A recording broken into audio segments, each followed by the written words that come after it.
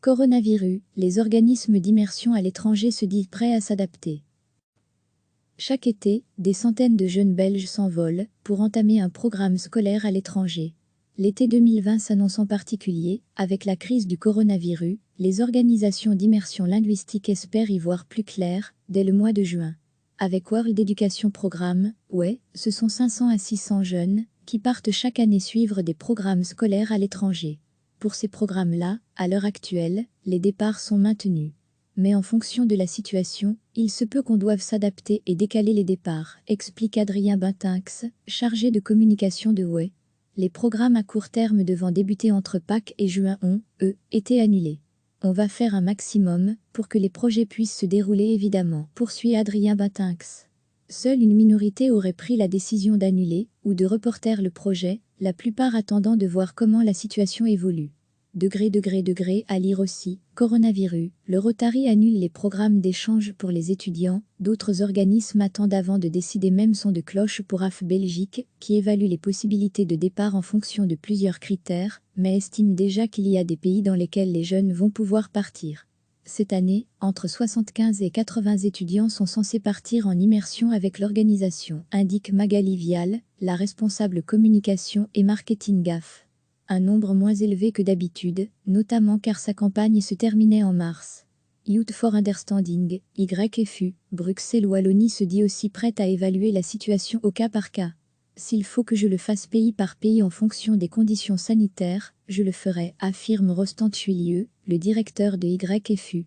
L'ASBL n'envoie cette année que quelques 30 étudiants à travers le globe, alors qu'ils étaient plus d'une quarantaine les années précédentes. Elle n'a également pas pu finaliser ses inscriptions en mars et a fait face à quelques reports ou annulations. C'est pourquoi elle a rallongé les délais d'inscription, mais aussi d'accueil, car YFU reçoit chaque année des étudiants étrangers.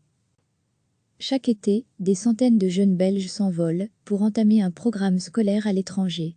L'été 2020 s'annonce en particulier, avec la crise du coronavirus, les organisations d'immersion linguistique espèrent y voir plus clair dès le mois de juin. Avec World Education Programme, ouais, ce sont 500 à 600 jeunes qui partent chaque année suivre des programmes scolaires à l'étranger.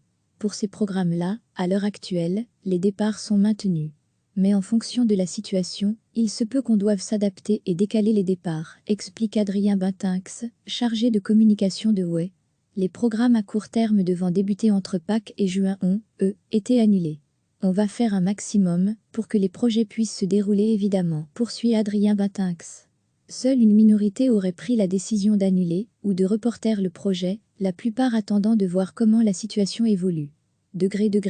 À lire aussi, coronavirus, le Rotary annule les programmes d'échange pour les étudiants, d'autres organismes attendent avant de décider même son de cloche pour AF Belgique, qui évalue les possibilités de départ en fonction de plusieurs critères, mais estime déjà qu'il y a des pays dans lesquels les jeunes vont pouvoir partir.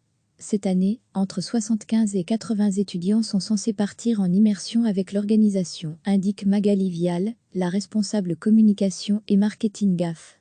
Un nombre moins élevé que d'habitude, notamment car sa campagne se terminait en mars. Youth for Understanding, YFU, Bruxelles-Wallonie se dit aussi prête à évaluer la situation au cas par cas. S'il faut que je le fasse pays par pays en fonction des conditions sanitaires, je le ferai, affirme Rostand Chuilieu, le directeur de YFU. L'ASBL n'envoie cette année que quelques 30 étudiants à travers le globe, alors qu'ils étaient plus d'une quarantaine les années précédentes. Elle n'a également pas pu finaliser ses inscriptions en mars et a fait face à quelques reports ou annulations.